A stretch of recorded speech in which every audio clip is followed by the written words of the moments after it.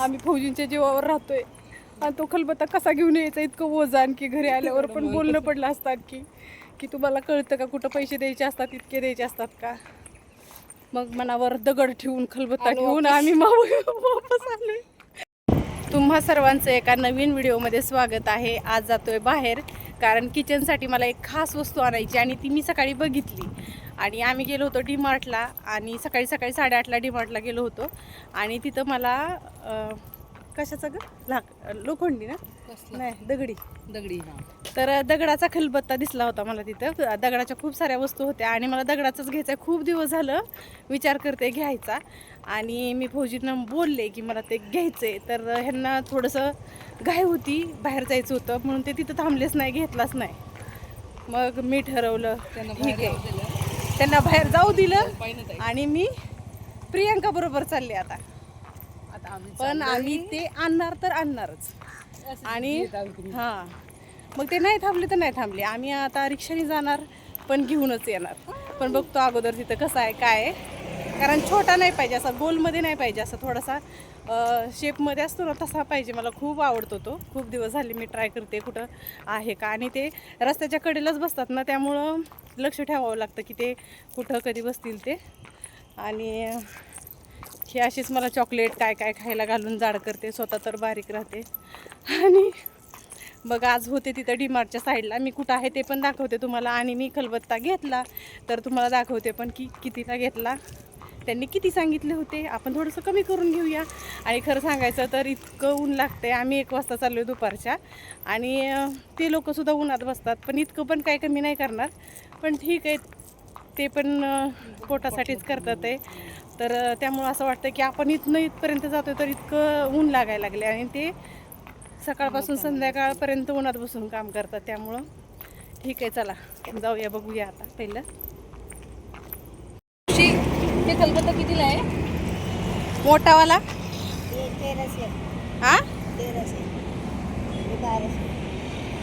आणि ते 900 शोसाठी आहे का हे जातं? हे जातं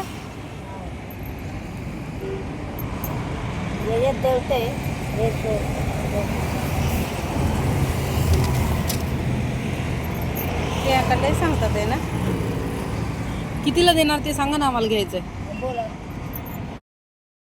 आणि हा जो पाटावर वंटा आहे तो तर 2,500-3 हजाराला होता आणि जातं तर मी विचारलंच नाही 3-4 हजारालाच असेल असं मला वाटतं. मी त्याच्यानंतर जास्त काही विचारलं नाही. आणि दुसरे खलबत्ते मला घ्यायचे नव्हते. जो 1 नंबरचा होता ना मला तसाच पाहिजे होता पण त्यांनी खूप जास्त पैसे सांगितले.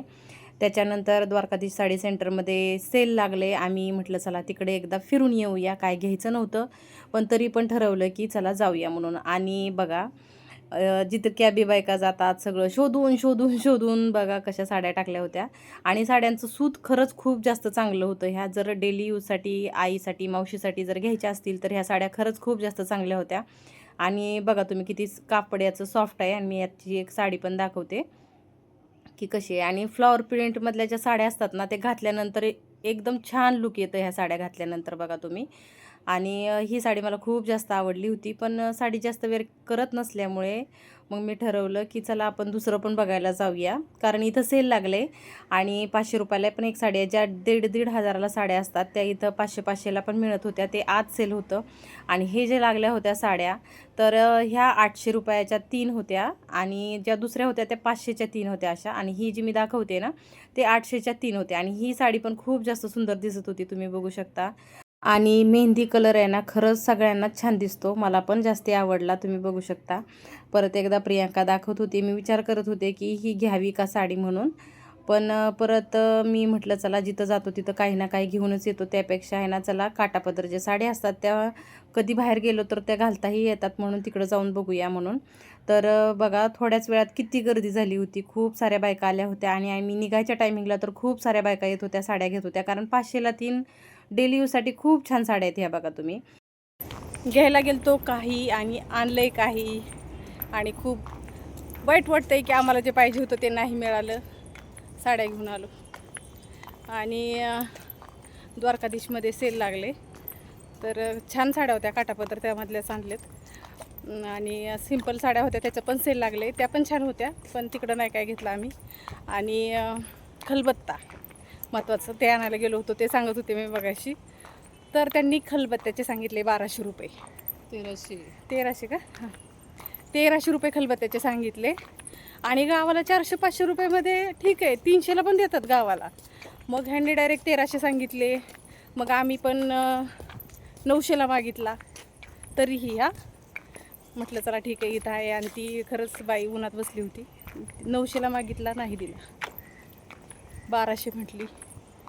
ते आम्हालाही परवडणारं नव्हतं, आम्ही जॉबला नाही. काय ग,